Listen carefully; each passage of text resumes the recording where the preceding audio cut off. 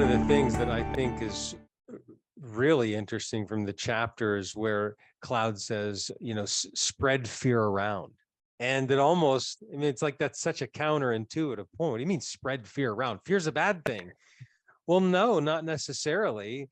In the way he defines fear, there's a certain fear that's very necessary, right?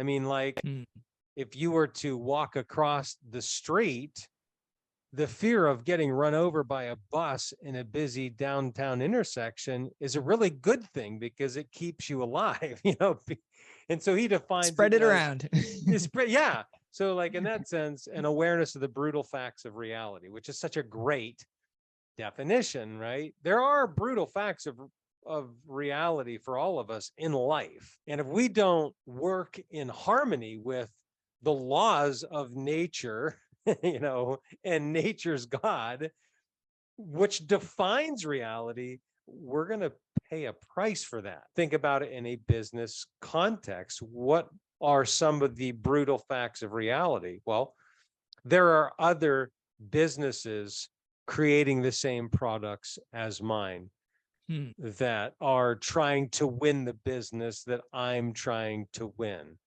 There are timelines that I need to hit in order to stay on a production schedule and fulfill the commitments to our customers that we need to fulfill, so that we don't have this terrible backlog that then frustrates a lot of our customers, which could cause us to lose business. There is a reality that if we don't create a great place to work, which is why we see all these engagement surveys in companies, that if we don't do that, guess what's going to happen? People will leave our company and go work for somebody else. And it's never been easier to work for other companies in history because of so many jobs being online. I can work from anywhere in the world for any company in the world. And so the competitive job market is, the landscape of that has totally changed. That's reality. If you don't pay attention, you can be out of business. If you don't pay attention to the brutal facts of reality, it could really not go well for you. Look at all the companies that went out of business during COVID because they didn't respond to the brutal facts of reality in such a way that they could stay in business. And that's not to say I'm not compassionate for those situations. It's horrible. I mean, it's very sad, but nevertheless, good leaders have the ability to embrace the brutal facts of reality, spread fear around in that sense, make people fully aware of the actual consequences, and to use that to engage your team to create the best solutions, the best ideas to overcome those challenges.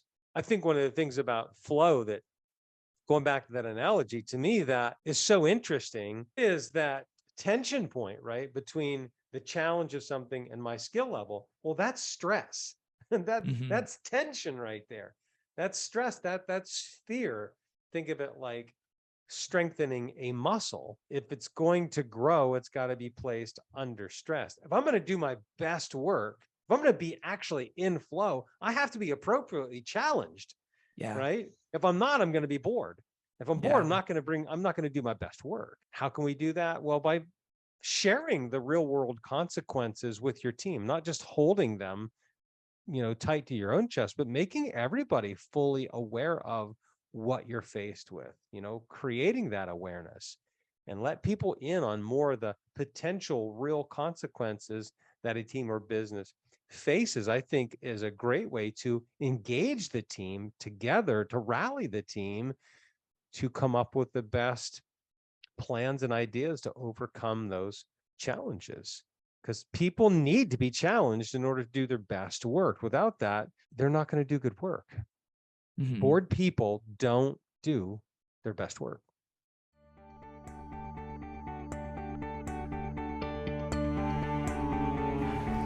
Hey, thanks again for watching today's video. And before you go, subscribe to our YouTube channel and make sure you go to billcoxcoaching.com, sign up for our regular newsletter to help you move from success to significance and lead your life in such a way that you live a legacy.